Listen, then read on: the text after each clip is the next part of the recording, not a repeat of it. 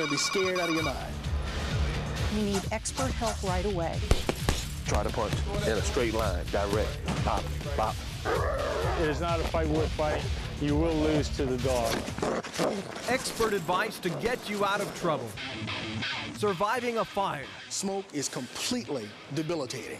DC fire investigator Tim Kropp says by the time the smoke alarm goes off, you'll have no choice but to stay low. No seeing, no breathing.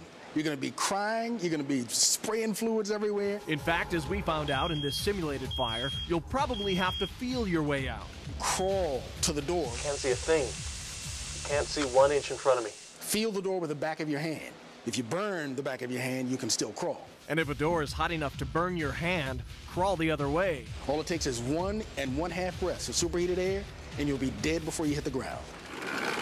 Go out a window if you can, but if the door is only warm, take a peek. Basically, if you can see a clear path down the hall, then that is a safe exit to take. And you should know your escape plan beforehand because you won't have much time. You got to be able to do it instantly. If you're breathing smoke this thick, it'll be about 20 seconds before you're delirious, another minute until you're unconscious, and then dead. Stay low, be quick, and know your exits. The only thing that prepares you for that is practice, practice, practice. Next up, surviving a street fight. Street fight doesn't last longer than a minute to 2 minutes. Boxer John Duran says rule 1 is easy. If you can talk your way out of a runaway, get out of there. But sometimes easier said than done. If you find yourself with no way out, Duran says put your arms up, size up your attacker. If you could just grab a guy and take him to the ground, because that's basically what he wanted to do to you. And be ready to move. If I'm bigger than you, I'll probably jazz, and then I want to grab. To keep from getting seriously hurt, concentrate on defense. Keep your hands up nice, your neck tight. Keeping your neck tight will keep your head from snapping. In a fight, it's that jolt to the brain that causes most deaths. Of course, at some point, you have to get away. This is the weakest area. Right here was what they call the solar plex. So a body shot up to the solar plex will bring any world-class fighter down. When throwing your punch, Duran says don't swing wide. Use a straight punch to the gut. And once you've knocked the wind out of your attacker, then get away. It's another kind of fight when you're lost in the woods. There's no point in getting frustrated because you can't do anything about it. When Melissa Ullman and a friend got lost hiking in the mountains of New Hampshire last year, all they could do was keep walking. At 40 degrees below zero, it was not easy. But I say when it was getting dark, I realized, okay, this is going to take longer. Their 6-hour hike I had no idea it was going to take another 24 hours. would turn into a 32-hour fight to stay warm and stay awake. Ranger Martin Ogle says Ullman did the right thing by not panicking and not rushing. Remember, if it happens to you, you don't want to break a sweat. That perspiration is going to make you damp, and later on you're going to pay for it. You're going to be cold. And if you can't wait to be rescued, try to find your way out.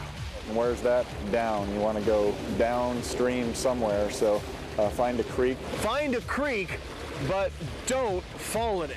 That's what happened to Ullman. Turn away if you're squeamish, because this is what happened to her toes. And I knew that, okay, this is serious now. With hypothermia setting in, Ullman began to suffer what hikers call the umbles. Mumbling, I couldn't think straight, stumble, fumble. Ullman's toes were numb with frostbite, but she and her partner kept following that creek until they found their way out. Then they found out an expert hiker lost his life on that trail the day before. Ullman is thankful she only lost a few of her toes. Don't give up, just keep trying. Even if it's long, or if you feel like it goes beyond what you can do, don't give up.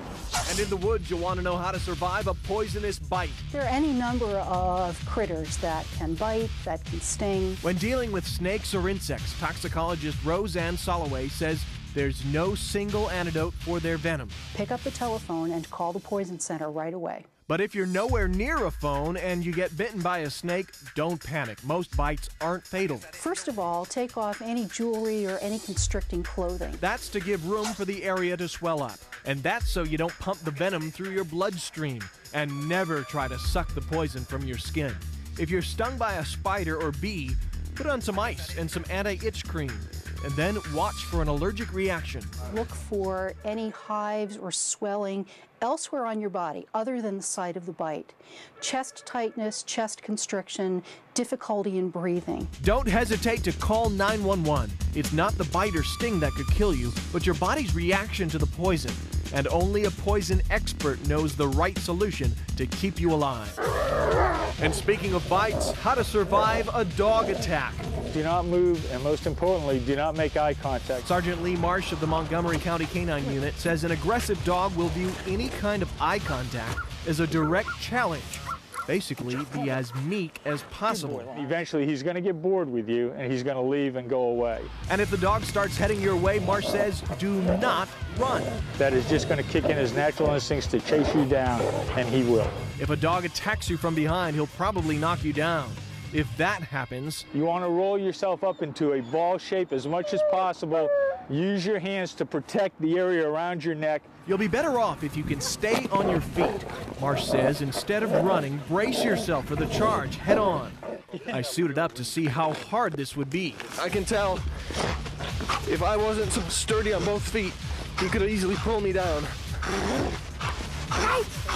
Heel! Heel!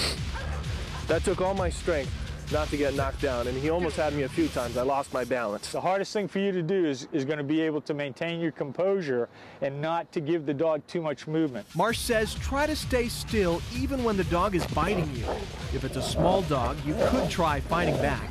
But if it's a big dog, a punch to the nose could kick in their survival instinct. And he may actually do more damage to you. Out! Again, if you stay still, Marsh says the dog will lose interest. Panicking when you're face to face with an angry dog can be fatal. It is not a fight worth fighting. You will lose to the dog.